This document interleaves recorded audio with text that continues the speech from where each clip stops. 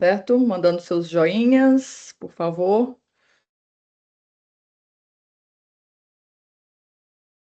Ok. Vamos fazer a aprovação da ata da 156ª sessão plenária ordinária, a plenária do mês passado. Vou pedir a vocês que coloquem no chat, né, pauta e o respectivo voto.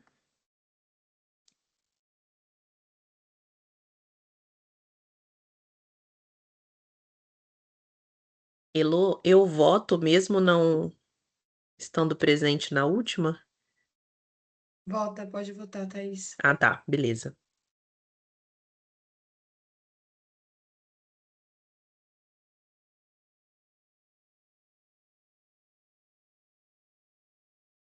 Acho que todos... Ah, a Annelise chegou, que bom. Então, estamos completos. Uhum. Então, vamos às comunicações. Acredito que todos já deram seus votos. Vou pedir ao André, que está aqui, para fazer o seu comunicado a respeito do evento da CEF-BR. Já? Sim, foi. Já sim! Estamos em ritmo André hoje. Gente, então, eu participei no dia 6 e 7 do Encontro Nacional de CEF-BR, né, lá em Brasília, onde a gente teve presente aí, enfim, todos os coordenadores de CEF do país. Foi muito interessante o evento, a gente teve aquele primeiro dia, que é uma palestra de um convidado, e apresentou a experiência do grupo da Bienal de Veneza de 2025, né, o grupo de arquitetos responsáveis, ali, de pesquisadores que levou a exposição para a Bienal de Veneza. Foi bem interessante mostrar o trabalho, que tinha como objetivo apresentar um pouco sobre a questão da sustentabilidade, pensar a arquitetura para os extremos climáticos, e foi bem legal. E depois a gente entrou nas pautas, de fato, da CEF, né? O primeiro ponto que é importante trazer para vocês, né? Eles trouxeram uma questão da mudança da forma de eleição para os representantes da IES na votação do CAUES, né? Na votação do CAUES, na votação do CAUBR, né? Na próxima eleição, que anteriormente acontecia que os candidatos faziam a sua chapa, né, que são 2 representantes das IES, montam uma chapa, e o mais votado ganhava a nível nacional. Agora vai ganhar quem for o mais votado em estados. Então, aquele que ganhar o maior número de estados é o que vai ser o representante das IES. Foi aquela Então, eleição americana? isso. Tipo Nossa, isso. muito confuso. É bem confuso, mas assim, a justificativa deles é porque sempre se concentrou esses representantes, né, no Sudeste ou Sul. Então, sempre era o Sudeste ou Sul que ganhava, porque é onde tem o maior quórum eleitoral das IES, né, onde tem o maior número de instituições com registro, né, e tudo mais. E agora a ideia é que esse novo sistema dê a oportunidade de outros estados terem representatividade, né? Então, que aí consigam fazer uma campanha. Mas, ao mesmo tempo, assim, né, eles também mostraram a importância dos arquitetos e urbanistas que forem coordenador de curso, que podem participar dessa votação, né? Tem um registro ativo no conselho, com RT de cargo e função, mas eles mostraram dados que no país, aparentemente, tem só 285 coordenadores que têm esse registro, então é um número muito pequeno referente ao número de cursos que a gente tem no país. Eles mostraram um número lá, não vou lembrar, mas depois eu posso compartilhar a apresentação com vocês. E ao mesmo tempo a gente colocou também, né? Fica difícil para a galera que está concorrendo fazer campanha, porque não tem um dado aberto de quem é que pode votar. Porque a gente não tem nenhum lugar que a gente consegue pesquisar de quem são esses coordenadores que estão com esses registros ativos, as IES que estão regulares, para que possa se fazer campanha para votar. Né? Então, a gente também falou um pouco disso, né, a importância de ter um sistema, uma página do CAL, como você tem ali, acha um arquiteto, acha uma universidade, né, que tem lá as universidades que estão regularmente cadastradas no conselho, com com a coordenação registrada e tudo mais, que facilita fazer essa campanha. Bom, o segundo ponto foi o ponto da questão de falsificação de diplomas, tá? O CAU São Paulo trouxe um relato do número de diplomas falsificados que eles estão recebendo, né? E aí é um alerta grande para a gente. Eu conversei com a Ivana na nossa reunião da CEF sobre isso, né? A gente levou a importância, porque a galera da falsificação está falsificando os sites, né? Porque hoje, não sei se vocês sabem, né? Os diplomas são digitais, tem um QR Code que você escaneia e faz a validação do diploma, que aí entra no site do governo, que mostra que o diploma está realmente registrado no MEC e tudo mais. Eles estão plagiando esses sites. Então, você faz o login, vai para um site que tem a cara, que seria o site do governo, mas o name lá não é o do governo, né? Então, se a pessoa não conferir certinho, né, se quem está fazendo essa análise da documentação não confere certinho, enfim, isso passa. Então, eles deliberaram, né, em criar como se fosse um banco de instituições. Isso acontece em todos os cursos, Renata. É importante dizer isso. Isso aí eles deliberaram em criar um banco como se fosse uma lista das instituições que têm aparecido o maior número de diplomas falsos, para que as CEFs saibam quais são essas instituições que geralmente têm sido emitidos esses diplomas falsos e ficar atento na hora de fazer a verificação da documentação. Além da falsificação do diploma, eles trouxeram a questão da venda de diplomas, que eles estão acompanhando, tá? Outro caso muito sério, que se você joga no Google compra de diploma, vai aparecer lá no patrocinado para você entrar no site, fazer a compra dos diplomas. Eles fizeram um cliente oculto com alguma dessas empresas, e essas empresas disseram por onde que era emitido o diploma, qual instituição que emitia, que era um funcionário de dentro da própria instituição que emitia, o diploma sai regular, enfim. E aí fizeram até a cotação de preço, quanto que era um diploma de arquitetura, R$ 7.800. Então, eles estão fazendo esse mapeamento e a atitude que eles estão tomando, né, que foi até a orientação do CFBR, né, verificou, encontrou alguma situação como essa, abrir denúncia no MEC, tá? Direto no site do EMEC, né, para que isso possa, enfim, o MEC possa fiscalizar, porque infelizmente a gente não tem como fiscalizar isso, né? A gente só não vai fazer o registro, porque se chegar um diploma que foi comprado, a gente não tem nem como saber que foi comprado, né? Mas eles começaram a mapear isso, porque chegou uma denúncia para eles, e eles começaram a fazer esse mapeamento. Gente, é assim, é real, assim, tem um Instagram, por exemplo, eles mostraram o print da página de um Instagram que tem lá, compre seu diploma aqui, todos os cursos, devidamente emitido pelo MEC, com não sei o que das quantas, então tem esse rolê aí. E o último ponto de pauta foi as DCNs, né? Então, a gente teve novamente uma apresentação das DCNs de arquitetura, do que mudou. Eu fui numa expectativa, né? Eu vou ser honesta com vocês, de que a gente ia encontrar nesse encontro uma orientação de como o CAU ia se posicionar para orientar as instituições de ensino a poder implementar as novas DCNs nos seus currículos. Só que o posicionamento da CFBR é que isso não é função do Conselho, né? Que se a CEFES e o UF quiserem fazer um trabalho como esse, podem fazer, mas não é função do Conselho de Arquitetura preparar, dar esse suporte, porque a responsabilidade de adequação às DCNs é de cada instituição.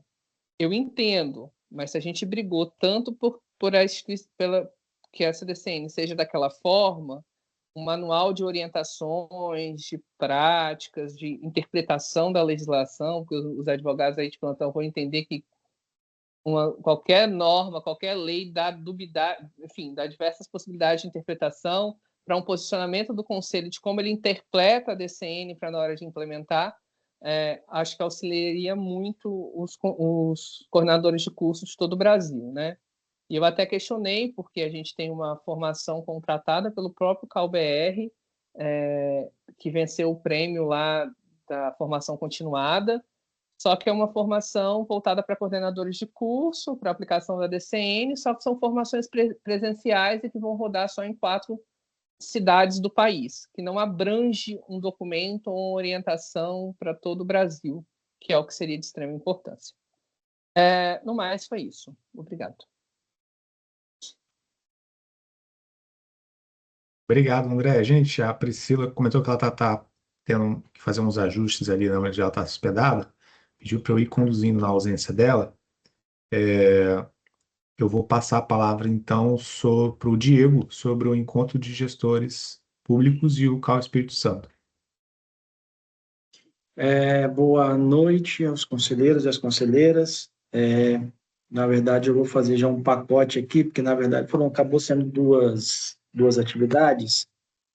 Uma numa semana anterior, que tratou de uma política de sustentabilidade do CAU, aconteceu em Brasília, foi um encontro muito importante, na qual a gente discutiu, a gente teve algumas palestras do Tribunal de Contas, do Conselho Regional de Contabilidade, porque são questões que tratam de uma política de sustentabilidade do CAU.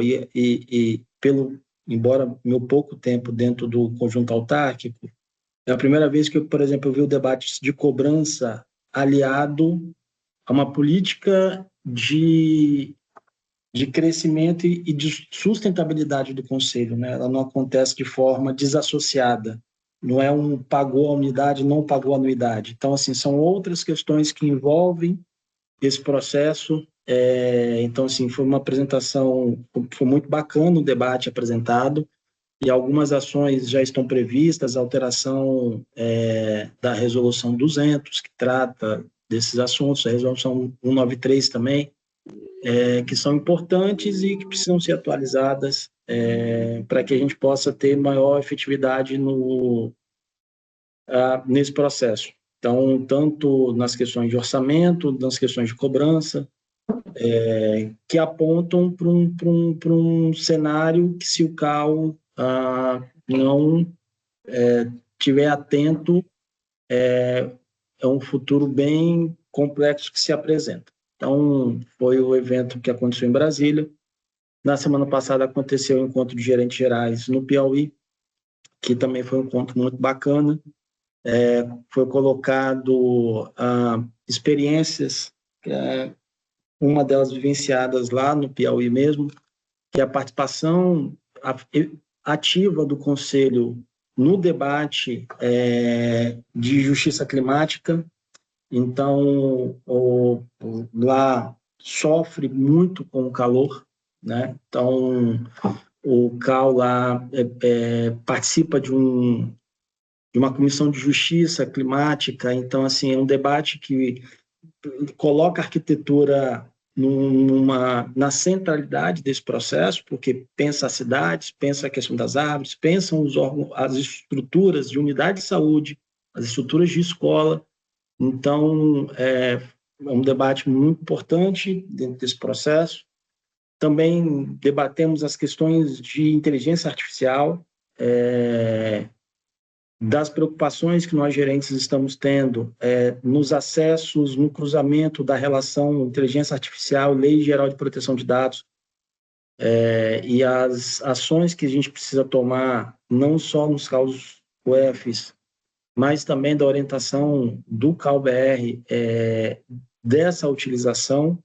Então, como que ela pode ser feita, as orientações que a gente tem. Independente disso, nós já estamos criando uma comissão interna aí, com o jurídico, com nossa TI, e o Marcelo, né, que é assessor de contratação, para poder a gente conversar um pouco sobre esse assunto e ver quais são os mecanismos que a gente possa abrir mão para poder resguardar a instituição, resguardar o que determina a LGPD, porque são os dados dos arquitetos. Então, assim, como é que se dá essa relação, quais os mecanismos, se é uma portaria que a gente vai ter que expedir para poder orientar essa utilização, como pode ser utilizado, as responsabilidades que se tem em torno disso, porque depois que um documento ele é produzido um documento pela IA, o documento não é da IA, o documento é da instituição, o documento é do técnico, o documento é do conselheiro. Então, assim, são atenções que a gente precisa ter. Então, debates importantes em torno dessa questão da IA, debates importantes para ser aprofundado em outros encontros referentes à questão da utilização do superávit. Então, para a gente que passamos por esses processos do ano passado, o que pode, o que não pode, o que faz, o que não faz, então, o CAL passa hoje por um processo de debate interno sobre a utilização desse recurso. Então, assim, foram os temas, os principais temas a serem tratados no encontro de gerentes gerais. Além de outras experiências de alguns CAUs, mas que são ligados a esses temas. Obrigado, Obrigado, Diego. Diego. Ô, Greg, obrigada Seja também bem-vindo por de você ter volta. assumido. Estou de volta. Vou passar por uma questão importante, né, que muitos arquitetos procuraram o CAL para relatar, se sentiram desprestigiados e desvalorizados, que foi uma chamada que a Prefeitura de Domingos Martins realizou. A nossa gerência, tanto o nosso gerente geral como nossa gerência técnica, entraram em contato buscando saber maiores notícias e hoje, inclusive, tiveram uma reunião com o Ministério Público.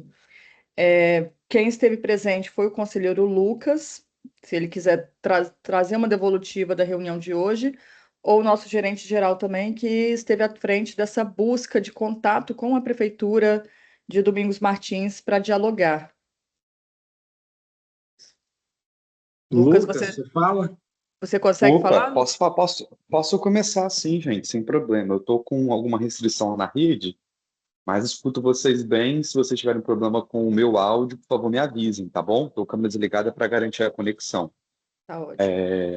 Pessoal, então assim, como a Priscila colocou, né, eu peguei esse processo, né, da articulação da Ivana e do Diego, então parabenizo, né, pelo atendimento a essa demanda da nossa categoria. Eu também, pessoalmente, fui abordado por diversas pessoas procurando, né, o posicionamento do Conselho de Arquitetura diante disso, e, obviamente, a nossa postura inicial é de compreender, tentar entender os motivos que levaram a esse projeto, a esse tipo de abordagem em relação a um tema tão importante, né, para uma área de relevância paisagística, histórica, turística e econômica do nosso estado, que foi, né, uma espécie de um edital para doação de projeto, para trabalho gratuito, voluntário, focando, né, em projetos de cunho urbanístico, paisagístico, para as áreas próximas à Pedra Azul e também em perímetro urbano, no município de Domingos Martins.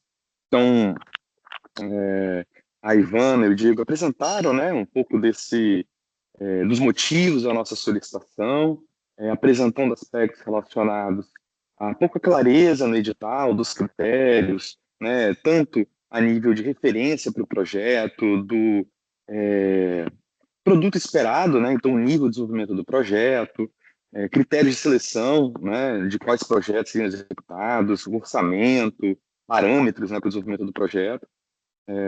Enfim, além também de colocar aspectos da própria questão, né, da desvalorização profissional e procurando ali, a partir desse diálogo, a gente tentar avançar na resolução, né, desse problema que a gente identificou, e fomos assim muito bem recebidos pelo Ministério Público, que nos recebeu, nos atendeu, dialogou conosco acerca dessa experiência, que foi verificado que era uma experiência ainda muito incipiente no município, que estava gerando muita empolgação, né?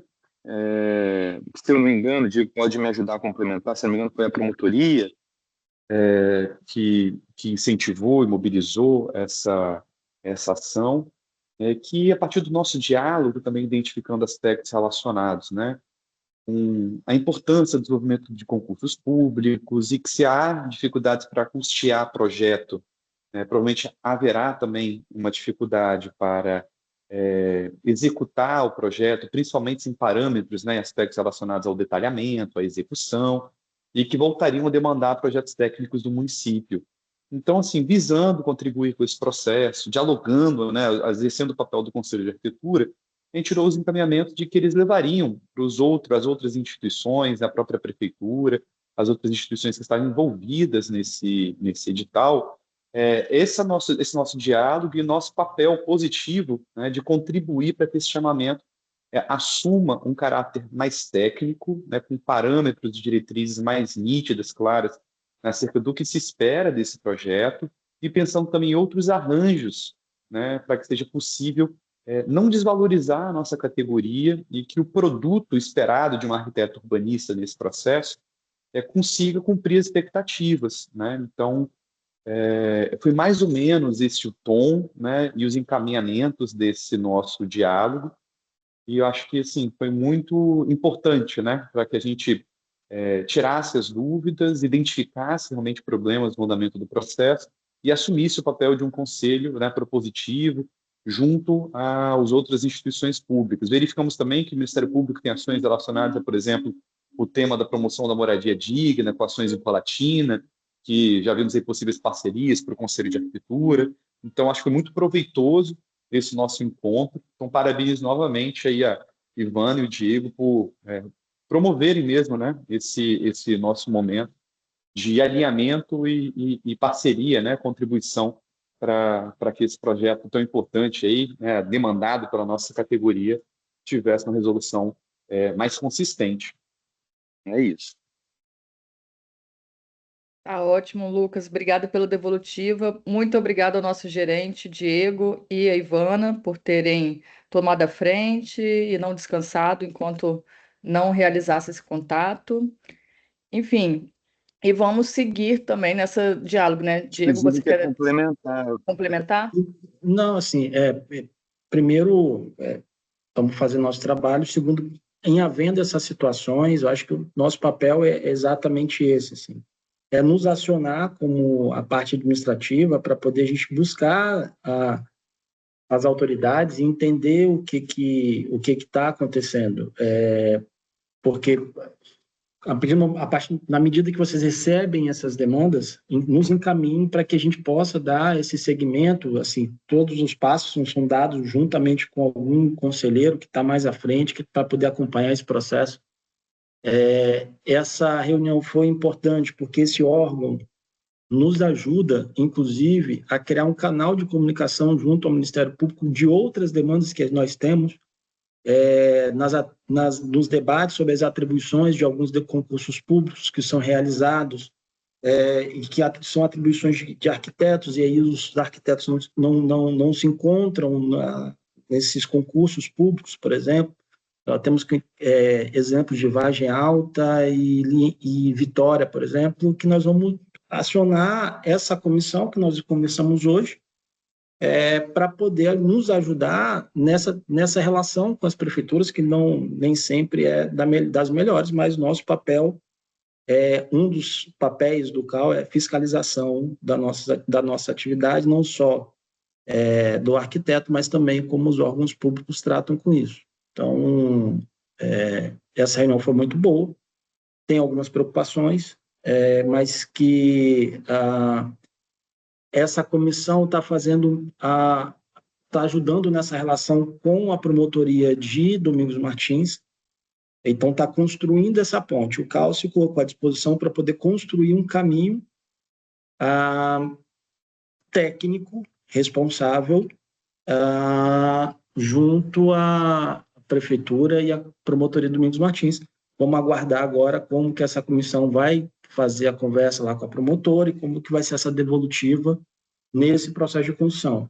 Só tem preocupação que se cada prefeitura começar a fazer, ou o Ministério Público começar a utilizar desse expediente para poder fazer as atividades junto à prefeitura, isso me preocupa. Então, acho que uma proposta aqui, presidente, é também a gente tentar fazer uma reunião com o próprio Procurador-Geral do Estado, entendeu? Para que a gente possa alinhar, colocar o CAL à disposição e alinhar essas questões desse papel do Conselho Profissional, para evitar novas ações nesse tipo. Assim, a promotoria toma a promotoria toma a ação, faz sem o processo legal, que é o chamamento público, edital, entendeu? E cria essa situação toda. Então, é importante que a gente busque aí o Ministério Público para poder a gente conseguir conversar com a maior parte e ter uma posição do Ministério Público nessa relação, não só com o CAL, mas com os conselhos profissionais. Sim, ideal apresentar a eles alternativas de se trabalhar, né? Que com o concurso de projeto, que seria muito melhor do que abrir um edital de doação e, como o Lucas colocou, né? Você faz uma doação do projeto, mas e a execução, que é ainda mais cara? Se não teve recurso para o projeto, por que teria recurso para a execução? Bom, agradeço a vocês por terem ficado em cima dessa temática e vamos dar continuidade para que isso não cresça e para que a gente afirme a valorização, né, da arquitetura e do urbanismo. Tem um último ponto de comunicação que não está aqui. 2 semanas atrás, eu participei com o CalBR de uma oficina para construção de um dos módulos do Cal Digital. Bom, é o software que vem para substituir, né, o nosso SICAL. Então, ele está sendo já testado na parte de emissão de RRTs. Nós temos, inclusive, conselheiros que estão nesse teste. E essa oficina que eu participei era específica para o módulo de denúncias e ética. Então, nós fizemos todo um brainstorm de como gostaríamos que funcionasse, inclusive para, enfim, solucionar algumas questões que hoje em dia acontecem, né, que chega muitas denúncias éticas que não conseguem dar seguimento por falta de provas, as pessoas fazem a denúncia sem muita noção, então criando um formato mais intuitivo para que as pessoas saibam o que elas precisam fazer para que as denúncias éticas tenham andamento. Eles ficaram de dar uma devolutiva em 1 mês sobre o protótipo. Então, eu vou conhecer esse protótipo e vou falar também a respeito para vocês. Mas a empolgação é geral de que, enfim, esse CAL digital solucione um problema grande que a gente tem, né, que é o nosso SICAL. Alguém teria algum ponto de comunicação a mais? Podemos dar seguimento? Então, vou entrar na ordem do dia.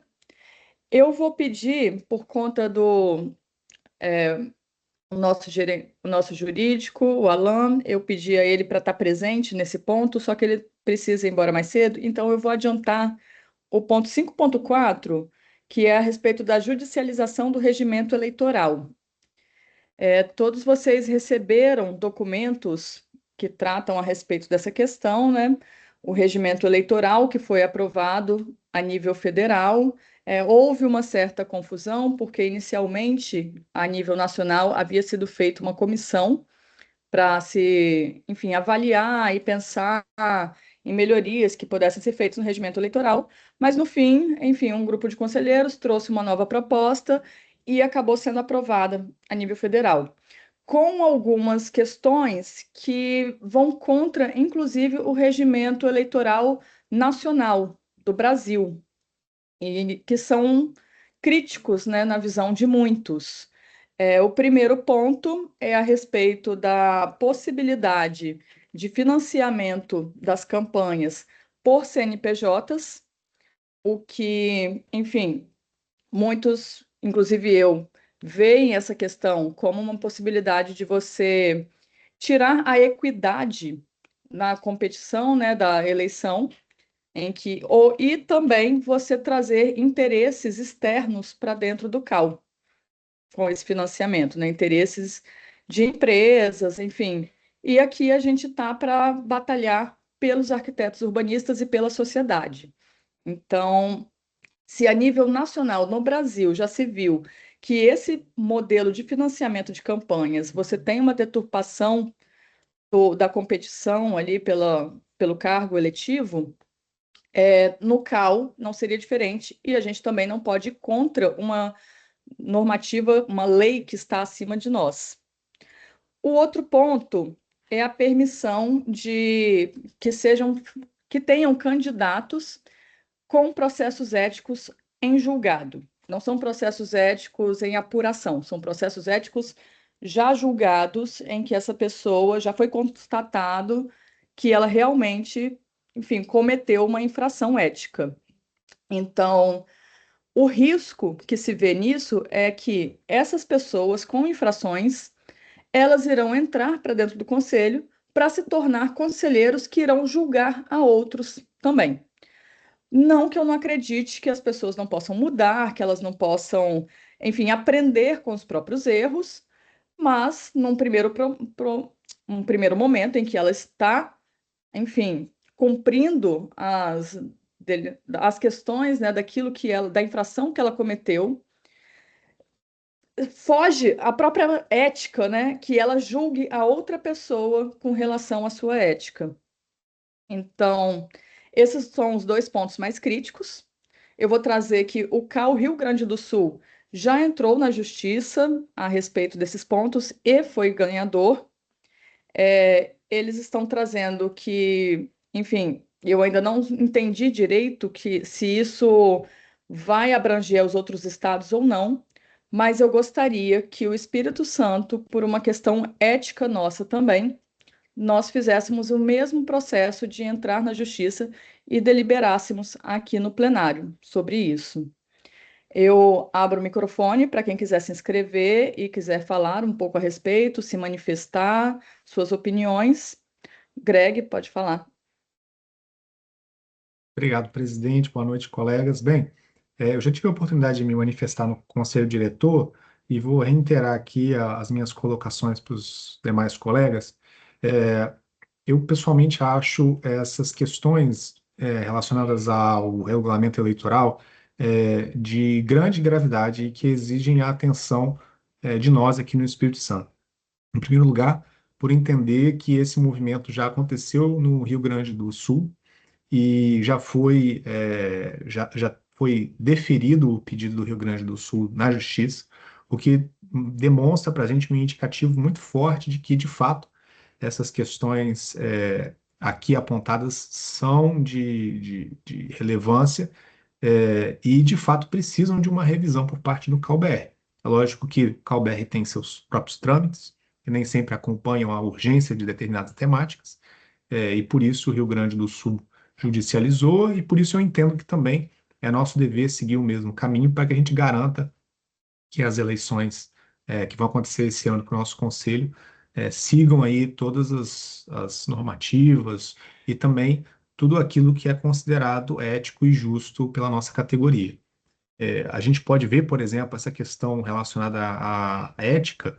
Eu acredito que isso seja um fato incontroverso entre nós aqui no Conselho, colegas conselheiros, de que não é adequado que um conselheiro, né, que tenha sido condenado eticamente, ainda mais numa questão recente, se candidata, possa concorrer e possa assumir o cargo público aqui, até porque esse conselheiro pode, porventura, ser indicado para, inclusive, ser coordenador de uma comissão de ética. E aí vocês imaginem que situação constrangedora para toda a categoria você ter uma pessoa que sofreu sanção ética coordenando a comissão de ética.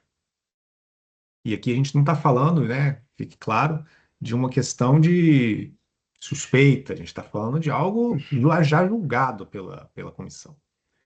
Então, essa é uma questão para mim que é muito complicada e que de fato precisa ser revista.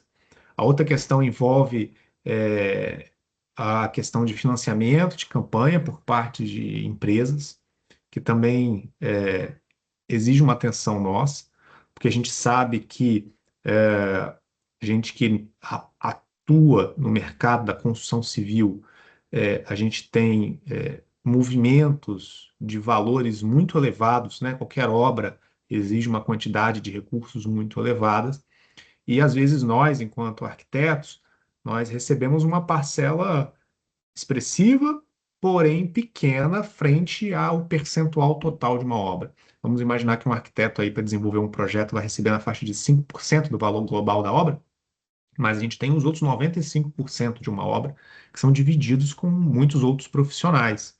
E a gente tem empresas, né, indústrias que movimentam, né, dezenas, às vezes centenas de milhões de reais para produzir, por exemplo, insumos para a construção civil. E aí vocês imaginem se uma empresa dessa resolve juntar um grupo de arquitetos e bancar uma campanha deles com valores, né, volumosos, para que esse grupo de arquitetos, ao entrar no conselho, dentre outras coisas, também possa estar aí defendendo os interesses particulares daquele grupo econômico. É claro que eu estou aqui falando em um cenário puramente hipotético, mas são riscos que uma legislação um pouco mais frouxa nesse sentido podem ocasionar.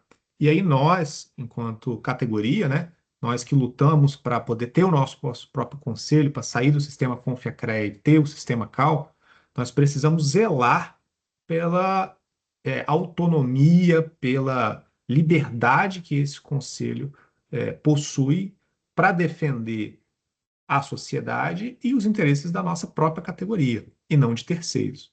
Então, me parece muito claro a necessidade de revisão dessas questões que a gente está colocando aqui. E também, salvo engano, presidente, tem uma questão relacionada à composição proporcional de chapas numa eventual eleição. Isso já gerou uma situação, inclusive, muito complexa para ser resolvida lá no CAU Paraná, porque foram 3 chapas, e aí, durante a eleição da presidência, as 2 chapas minoritárias se uniram e elegeram o presidente, mas ao longo da gestão, a gente sabe que, né, você tem eventualmente conflitos, realinhamentos de interesses, e acabou que esse presidente não conseguiu se sustentar e foi substituído pelo presidente atual, que eu tive a oportunidade de conhecer em um dos fóruns de presidente. Eu entendo uma preocupação relacionada a esse caso específico, mas é do meu entendimento que o sistema CAL previu esse dispositivo justamente para garantir a pluralidade de ideias dentro de uma gestão, né? Diferente de, por exemplo, o sistema Confiacrea, onde a chapa vencedora leva todas as vagas.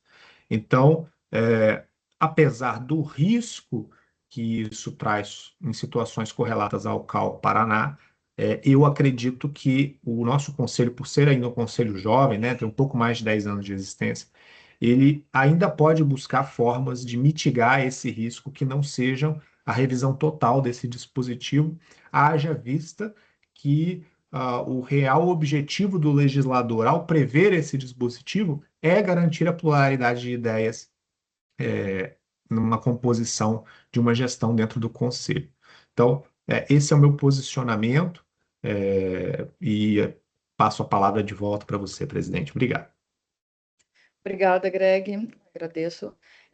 Bom, eu pedi a palavra de volta só para falar a respeito da presença do Alan. Se alguém tiver dúvidas, eu sei que é um tema sensível, então a presença dele é para isso, para que tirem dúvidas.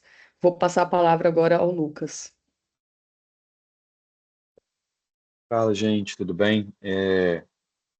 Pude acompanhar aí essa discussão em âmbito nacional, a partir dos informes, a partir, né, o CAU do Rio Grande do Sul fez uma intervenção pública, né, nas suas redes sociais acerca do tema, então acompanhei essa discussão, pude me manifestar, assim como o conselheiro Greg, no espaço do Conselho Diretor.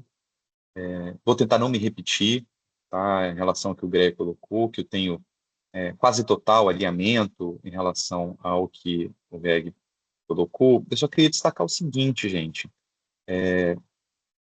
Já existe um acúmulo sobre o papel das eleições e o funcionamento das mesmas no âmbito, né, da eleição de vereadores, prefeitos, deputados, e da relação entre o poder público e o interesse privado. Essa relação entre o interesse público e a iniciativa privada, muitas vezes, é o ponto central, né, de conflitos existentes na sociedade atual. Acho que é um ponto para a gente olhar com atenção, não para demonizar o setor privado, né, não para apontar, né, com um tom acusatório, como se fosse o problema do mundo, mas entender que existe um acúmulo acerca das eleições de evitar a gente confundir o que é interesse público e o que é interesse privado. Existe, né, uma, um papel, né, papel central, de fato, e a gente está colocando aqui como Conselho de Arquitetura, como parte da administração pública indireta, né? Então, a gente faz parte do poder público e a gente deve entender, né, a supremacia do interesse público em cima do interesse coletivo, né, em cima do privado, quando a gente fala, né, no funcionamento da coisa pública, né, da repartição pública, dos órgãos públicos, do funcionamento do Estado brasileiro. E aí me preocupa, né, que exista esse tipo de proposta em âmbito federal, assim, aí fazendo mais uma fala de fato política, para além de técnica, etc. e tal, que tenha, né, uma perspectiva de confundir, né, o grupo que hoje faz esse tipo de proposta, o posicionamento dos conselheiros, né, que estão à frente desse processo em âmbito federal, de propor que se misture no âmbito no CAL os interesses privados e os interesses públicos. Obviamente, gente, né, todo mundo sabe que quem, né, paga a banda escolhe a música. De que maneira o CAL se posiciona de maneira independente quando uma gestão é eleita, né, com mobilização e apoio, né, efetivo, material, num processo eleitoral, nos seus espaços relacionados à representação dentro de conselhos municipais que estão relacionados ao poder, né, regulatório que o Estado tem, né, muitas vezes poder de polícia, né? Então, de que maneira que o Conselho de Arquitetura exerce, né, sua influência dentro dos conselhos municipais estaduais com autonomia quando o processo de composição dos conselheiros é influenciado por interesse privado. Nisso, assim, me coloco completamente contra, e o fato do Conselho de Arquitetura do Rio Grande do Sul já ter tido, né, um avanço nessa luta, né, política, para que a gente não passe no processo de privatização, de fato, do Conselho de Arquitetura, não significa que os outros CAUs, o F, também, né, para essa eleição, sejam afetados, né, por uma decisão judicial. Então, é importante que a gente entre e se movimente nesse sentido. Agora, gente, eu confesso a vocês que eu ainda tenho algumas dúvidas sobre a questão da composição que o Greg colocou, pelo seguinte motivo, né? Acredito eu que uma chapa ela é eleita porque o colegiado, né, os arquitetos, eles acreditam no programa. Acredito que ter a maioria para a execução de um determinado programa é importante, mesmo que internamente depois uma pessoa que é eleita com uma chapa mude de posição, etc. e tal, mas eu acho que viabiliza a execução de um programa vencedor. E a garantia, né, de uma maioria mínima, acredito eu que não impede, tá, não impede a existência de uma diversidade de pensamentos internos, da existência de uma oposição dentro da composição do plenário. É um pouco disso, tá, que eu queria compartilhar com vocês, uma fala mais incisiva a respeito dessa relação entre interesse público e privado, e compartilhar com vocês de fato, né, colocado para debate de fato, nessas dúvidas relacionadas ao papel que tem, né, esse tema da composição do plenário. Acerca, gente, da participação de conselheiros já que passaram, né, passaram por todo o processo ético e que tem ainda, né, questões que foram julgadas, eu acho que o Greg colocou, e aí meu posicionamento é o mesmo. Tá bom, gente? Um forte abraço, espero que a gente possa ter um bom debate e avançar nesse ponto importantíssimo. Obrigada, Lucas. Bom, os dois primeiros pontos, Greg e Lucas, assim como eu, estão de acordo. Este último ponto a respeito da proporcionalidade, né, dos 50% mais um, eu confesso que eu não tenho opinião formada 100%, mas vejo que, enfim, existe uma dúvida entre os colegas. Então, eu vou colocar em votação esses dois primeiros pontos, que são aqueles que vão contra leis nacionais, né? O primeiro ponto, a questão de financiamento de campanhas por empresas. O segundo ponto, a questão de colegas que tenham processos éticos em julgados poderem concorrer, né? E aí a gente coloca esses dois pontos em votação. E depois a gente coloca esse último ponto da proporcionalidade em votação. Podemos fazer dessa forma? Todos de acordo? Então, coloquem no chat Ponto 1 e o 2 e o seu respectivo voto. Primeiro, e depois a gente faz ponto 3 e o respectivo voto.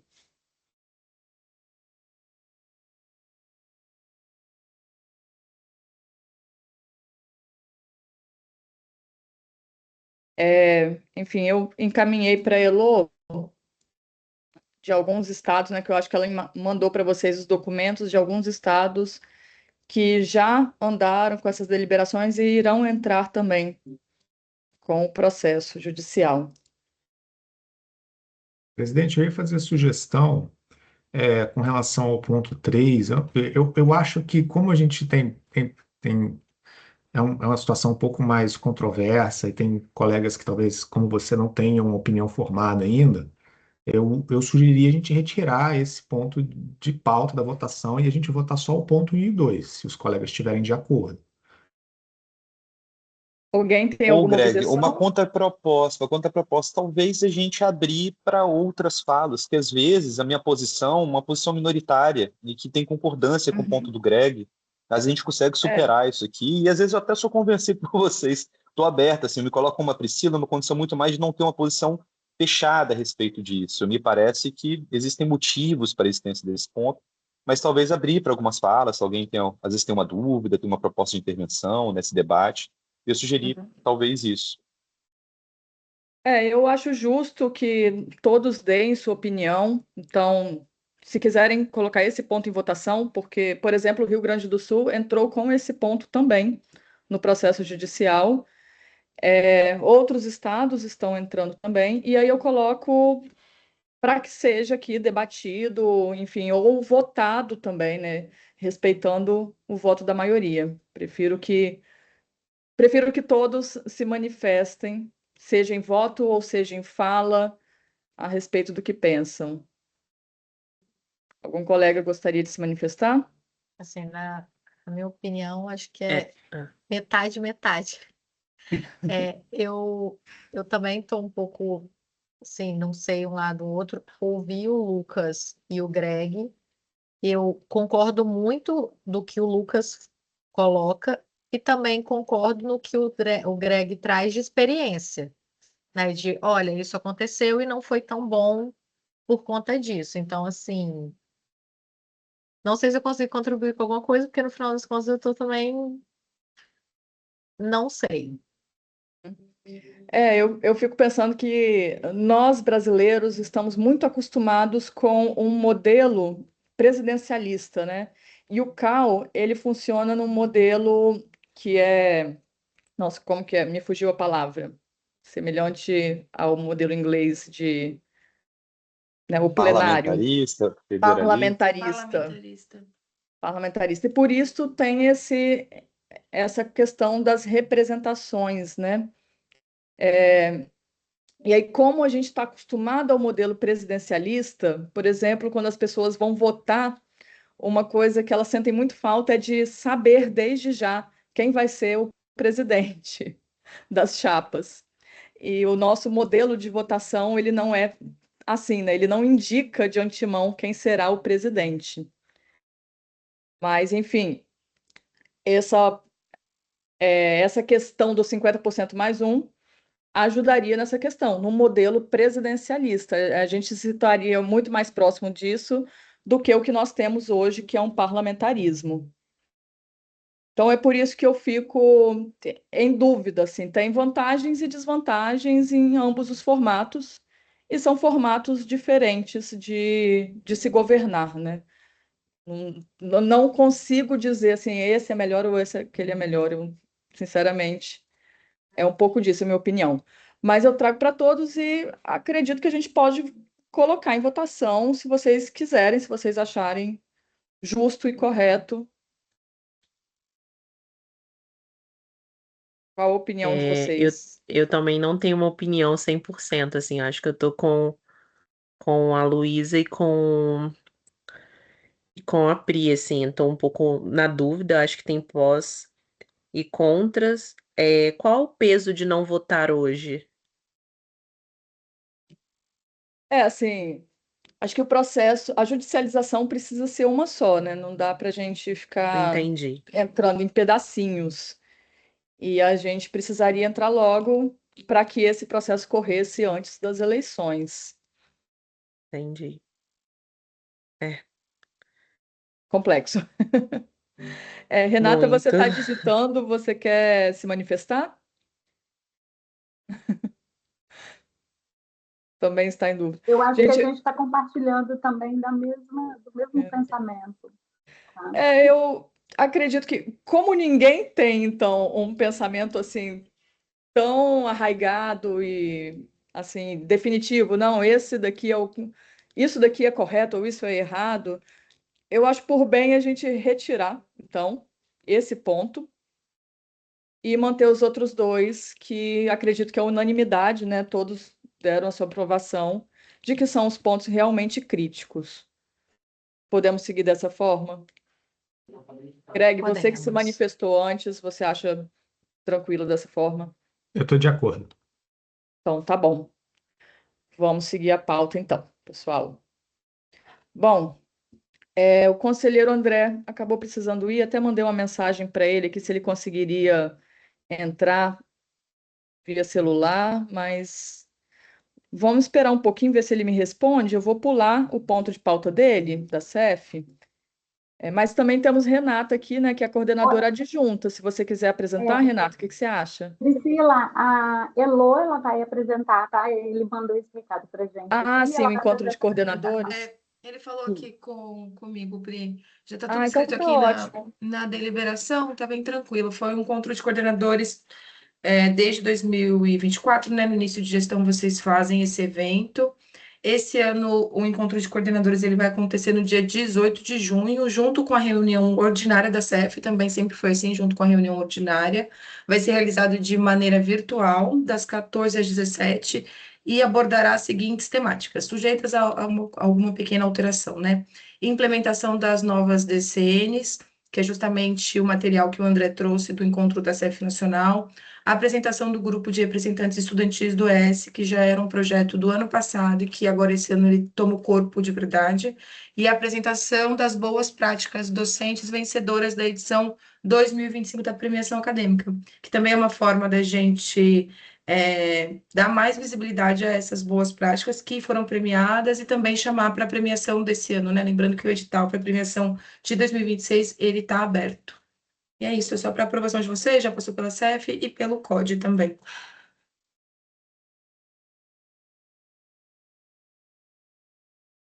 Seu áudio está fechado, Pri. Desculpa. Bom, então, esse tema é recorrente, né? Já passamos por outros encontros de coordenadores. Coloco em votação no chat a respeito do encontro de coordenadores de curso de 2026.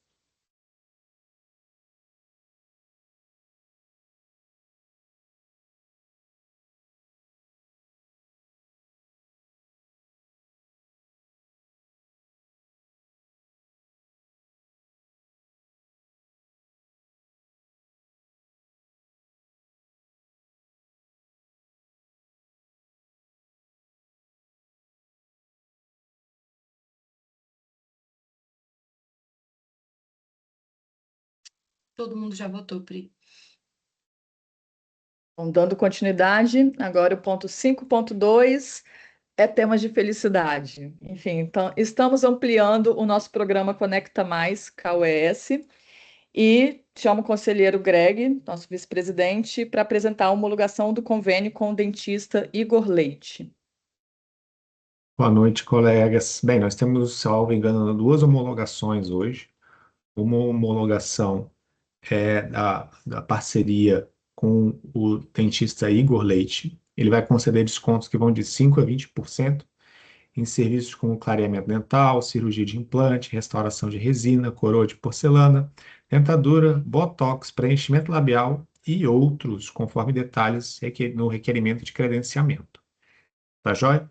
Esse pedido de convênio atende aos requerimentos que a gente já aprovou através da CPFA e já foi validada pela comissão também.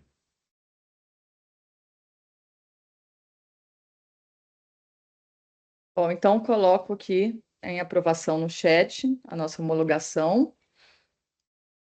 Enquanto isso, enfim, Peço a vocês, né, que divulguem aos arquitetos a respeito do nosso programa Conecta Mais, que está crescendo cada vez mais, como vocês estão vendo. O próximo ponto de pauta também é mais um convênio. Vou pedir o Greg novamente apresentar. O convênio Isso. com a Manual Perícias. Isso mesmo, a gente está com outro convênio, dessa vez com a Manual Perícias, que vai conceder desconto de 15% nos cursos de perícia judicial online e avaliação de imóveis urbanos, conforme os detalhes contidos também no requerimento de credenciamento. Então, é mais uma oportunidade para a categoria. Tem muitos arquitetos que estão se especializando nesse ramo de fazer perícias e avaliações de imóveis, e é outro campo de atuação que a gente, né, pode, através da formação continuada, ampliar o acesso e a presença de arquitetos e urbanistas. Coloco em aprovação, então, esse ponto também com o Manual de Perícias. E, Renata, adorei o comentário. Sorriso bonito aprovado. Vamos deixar todos os arquitetos.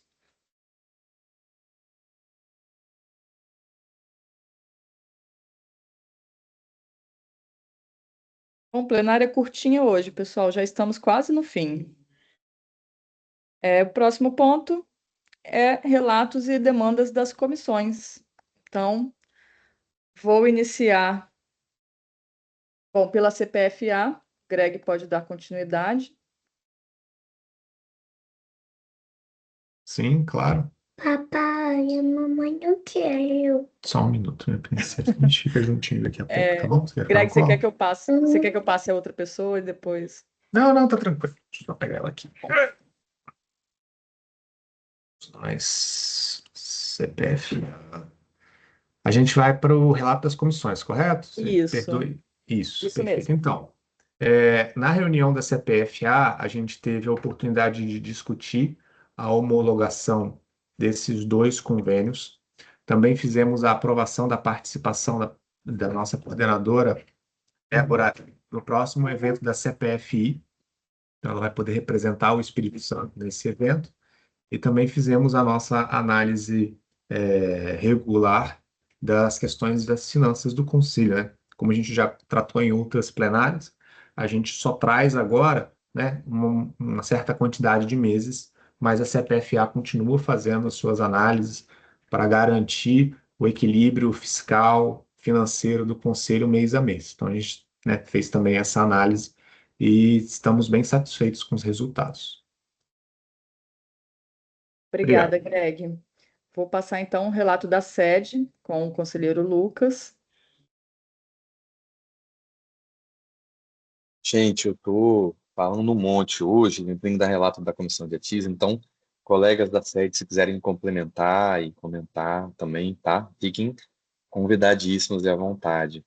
Mas a gente teve um trabalho da sede, nosso trabalho regular de receber denúncias, tivemos 2 denúncias, tivemos processos também, né, que a gente acompanhou, deliberações relacionadas aos processos em andamento.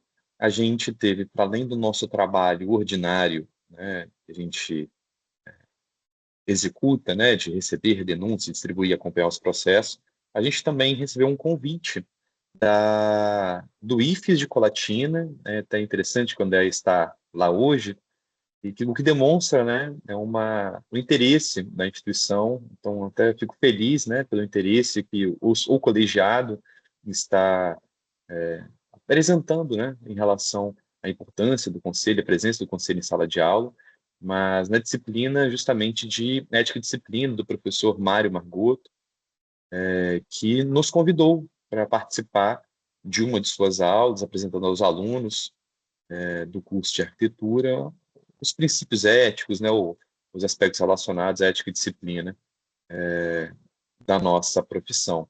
O conselheiro Greg se disponibilizou, está presente, então parabenizo e agradeço o conselheiro pelo esforço. Inicialmente era até uma proposta que a gente pudesse participar de maneira remota, mas o conselheiro, né, se propôs a estar de maneira presencial, então acho que vai ser uma troca ainda mais rica, né, com os alunos e com o espaço acadêmico, que futuramente espero, né, que reduza o número de infrações, denúncias e menos trabalho para a nossa comissão. A gente está aí no ritmo acelerado, né, em relação ao andamento dos processos. Acreditamos aí poder entregar a gestão, se não com a caixa limpa, bem perto disso, com processos bem perto de se finalizarem. É isso, gente. Se quiserem complementar, se decidir uma coisa também, fiquem à vontade, tá bom, pessoal? Tá ótimo. Muito obrigada, Lucas. Perfeito. Vou passar a CEP com Luísa, por favor. Vamos lá, gente. Nós tivemos aprovação de 36 RPs extemporâneas, mais 6 que vieram da fiscalização, total de 41, indeferidas 10, interrupções de registros 4, então vem diminuindo, e CAT-A 12. A gente também teve a aprovação da participação de algum conselheiro no segundo encontro temático da CEP, que vai ser agora em junho, tá? E é isso. Obrigada, Lu. Vou pedir agora o relato da CEF. Renata, você vai fazer? Microfone fechado. A Elo, ela já está preparada lá. Ah, sim. Há um relato da CEF. Deixa eu abrir aqui o que aconteceu na CEF. Encontro com coordenadores, só um minutinho, gente.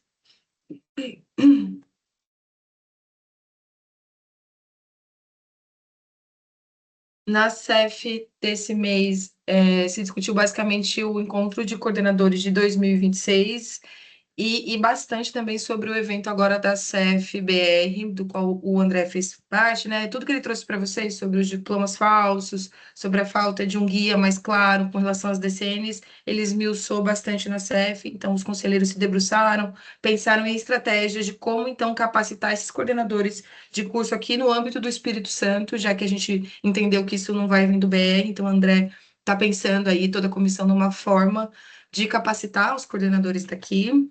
Se discutiu sobre o encontro de coordenadores e a gente fez as homologações de praxe de registros de diploma. Foi isso.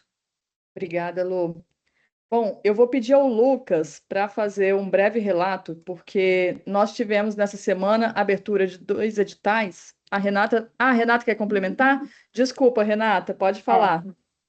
Uma coisa bem relevante também que foi falada, né, que foi até no encontro que eles teve, foi a extinção dos cursos EAD. Ah, sim. Aleluia, é isso. Obrigada, Renata. Bom, vou pedir ao Lucas, se ele quiser falar brevemente sobre a abertura do edital do nosso curso Territórios em Foco e também pedir aos conselheiros que nos ajudem na divulgação. Já está no nosso Instagram, já encaminhamos a arte. Lucas, com a palavra, se você quiser falar um pouquinho a respeito. Beleza, fala, gente. Então, foram aí semanas, né, de muito trabalho, foi uma deliberação aqui plenária que a gente fizesse esse edital de chamamento e já tinha sido aprovado anteriormente, né, dentro das diretrizes e proposições do plenário que a gente repetisse, né, o projeto Territórios em Foco e fazia parte, né, do projeto aprovado anteriormente, esse modelo do edital. Então, assim, a gente cumpriu as deliberações plenárias conforme previsto, foram meses aí de muito trabalho. Eu quero agradecer assim, imensamente o trabalho do Alan, tá? Da Ivana, do Diego, dos meus colegas também aqui, da Catiz, a Priscila e o Ivan, e também a Mariana, que está ajudando a gente no planejamento relacionado à comunicação, os eventos articulados com o projeto. Então, assim, são vários braços. A Elu também, de prontidão, ajudou a gente nas divulgações, né, dos editais. Então, assim, né, foi um trabalho de muitos braços. E toda vez, né, que a gente pensa em fazer uma coisa relativamente nova, inovadora, por mais que a gente teve um piloto ano passado, a gente deu um passo além, né? Então, a gente também teve aí essa decisão de chamar parceiros para execução do nosso curso, entendendo que o nosso projeto ele vai para além, né, da esfera do conselho, ele se propõe a ser um instrumento de fortalecimento da ATIS aqui no Espírito Santo, e a gente não vai conseguir avançar com a ATIS somente com o CAL, né? E também lembrando que o CAL tem uma série de atribuições e responsabilidades internas que não é a nossa atividade fim, né, fazer cursos e fazer ações concretas e promover a política pública, mas de fomentar. Então, a gente abriu um edital de chamamento para OSCs do Estado do Espírito Santo, que já tem relação com a formação e qualificação técnica, voltado, né, enfim, de forma complementar, que tenham na composição da sua equipe, que ele vai apresentar na equipe, pessoas capacitadas no tema da TIS, que tenha a figura de um coordenador geral, com papel pedagógico e técnico, um facilitador de campo, né, como a gente teve no ano passado. Então, a gente entende assim, também um processo de valorização, né, de profissionais. Esses dois profissionais devem ser profissionais de arquitetura, arquitetos urbanistas formados, regulares no conselho. Então, muito trabalho que a gente fez aqui internamente, batendo cabeça de forma não remunerada, a gente vai estar colocando para ser realizado por profissionais de forma remunerada, então uma forma de diminuir a precarização existente ainda no campo da assistência técnica. Então, assim, a gente está muito orgulhoso, deu muito trabalho fazer isso funcionar com os instrumentos adequados, baseados no marco regulatório das USCs, pelo que eu pude entender, eu acho que é a primeira vez que a gente faz isso no Conselho do Espírito Santo, participando aí, né, das formações que a gente teve do CalBR, a gente pôde avançar nesse debate. Então, o Alan ajudou a gente aí para garantir esses instrumentos. Enfim, e além do nosso edital, né, também de seleção de alunos, então a gente está em 20 alunos que serão selecionados. O número de alunos ele é limitado porque a gente tem nesse curso uma atividade prática em território, que tudo, né, está se construindo. Estamos finalizando o processo de tratativas, né, para a formalização do termo de parceria com a Prefeitura de Aracruz. Então, como tem essa dimensão prática do território, tem aspectos técnicos que acabam limitando o tamanho do nosso corpo docente, corpo discente, né, da quantidade de alunos. Então, a gente vai fazer a seleção observando dos mesmos critérios, né, que a gente teve no ano passado de seleção de alunos, com base nas nossas políticas afirmativas. Então, focando também em alunos recém-formados, arquitetos e arquitetas negras, focando também em arquitetas mulheres. A gente conseguiu no ano passado, de uma forma bastante exitosa, garantir uma diversidade entre pessoas que tinham algum conhecimento, que fiz até uma contabilidade hoje, eram 4 dos 20, né, já tinham um contato anterior com a TIS, então qualificamos esses 4 profissionais que já atuavam na área, mas a gente ampliou para outros 16 profissionais. Então, é uma metodologia que a gente identificou como exitosa, e dessa vez a gente previu também vagas para profissionais do território, do município. Então, servidores públicos e técnicos residentes, né, do município de Aracruz também serão, né, contemplados. Não havendo, né, a disputa e pessoas interessadas para participar, abre para ampla concorrência. Então, estou colocando aqui para vocês um pouco do avanço do que a gente fez, já foi publicado na segunda-feira no Diário Oficial, nos nossos, né, canais também de transparência, divulgação dos editais no site do CAL, e a Mariana já fez a publicação no site e está com planejamento para inserção nas redes sociais também. Já fizemos um primeiro post em relação ao edital de alunos, que tem um prazo um pouco mais apertado, e a gente também já vai, a partir de amanhã, já foi feito hoje no site, mas a partir de amanhã nas redes sociais também, o das OSCs. Então, assim, é um trabalho que a gente conseguiu executar, uma trabalheira, assim, que a gente teve, mas acho que a gente deu um passo aí na maturidade desse projeto, que a gente conseguiu fazer de uma maneira ainda mais enxuta do ponto de vista do orçamento do que da edição anterior, pensando em instrumentos mais criativos, mais adequados na formação dessas parcerias, na forma de contratação. Então, a gente teve uma economia em relação ao ano anterior, com uma maior estrutura para cumprir, né, resultados ainda mais sólidos no território. Então, fico feliz aí com o avanço do nosso trabalho, e também para registrar, para além da Prefeitura de Aracruz, né, para além da SOC, que a gente vai fazer a contratação, né, no formato de chamamento para execução de atividade, né, uma parceria com o OCC, no marco regulatório das OSCs, a gente também tem a continuidade da nossa parceria com o Instituto Jones Santos Neves, com quem a gente segue, né, fazendo o trabalho de tratamento dos dados, elaboração de notas técnicas referente ao ano anterior. É isso, gente. Obrigado Obrigada, pelo tempo. Lucas. Valeu. Bom, eu peço a colaboração de todos os conselheiros na divulgação dos editais, principalmente o edital de alunos, que tem que chegar ao maior número de profissionais possível, né, para que as pessoas se inscrevam. E muito importante incentivar as pessoas sem medo, porque muita gente olha aquela lista de pontuações e pensa, olha, eu não tenho tudo isso, não tenho um mestrado. Não, o curso é exatamente para quem não tem, mas a gente prioriza aqueles que têm interesse na área, né, de habitação social. E tem vários requisitos ali na forma como a gente colocou, né, de seleção, que faz uma seleção ampla, como a gente conseguiu, a gente viu que atingimos esse ponto no ano passado. Eu só peço a vocês que ajudem a divulgar, porque é um trabalho robusto e é um trabalho que vai muito além dos horários de receber jeton, né? Então, eu parabenizo a esses dois conselheiros que estão aqui presentes, o Lucas e o Ivan, que à noite, depois de um dia de trabalho, pega edital para ler, para revisar, para reescrever, para repensar, que é um trabalho realmente robusto, pesado, e é por isso que teve uma grande repercussão, né? Porque tiveram pessoas colocando muita energia.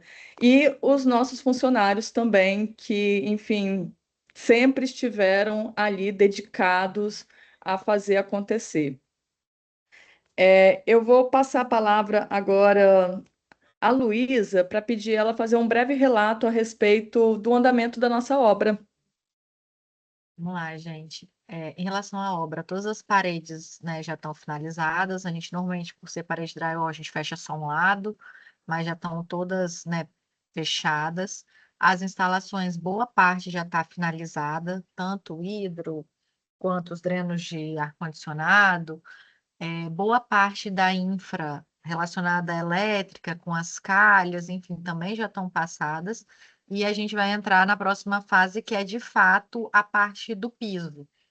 Então, também pedir um pouquinho da paciência em relação à questão de visitas, né? Que a gente já vinha comentando um pouco disso, mas literalmente, por ter muita infra passando e ainda vai entrar na etapa do piso elevado, isso dificulta um pouquinho as visitas. Mas não tem nada, a obra está andando, toda a parte de demolição, né, já foi feita, enfim. Então, acho que está tudo caminhando muito bem. Obrigada, Lu. Bom, alguém teria algum outro ponto a trazer? Outros assuntos? Alguma comunicação final? Não? Então, declaro encerrada a nossa plenária de maio. Muito obrigada pelo tempo de todos, a presença de Obrigada, pessoal. todos. Boa E muito noite. boa Obrigada, noite. gente. Boa Tchau, noite. tchau. Tchau. Tchau. Boa noite.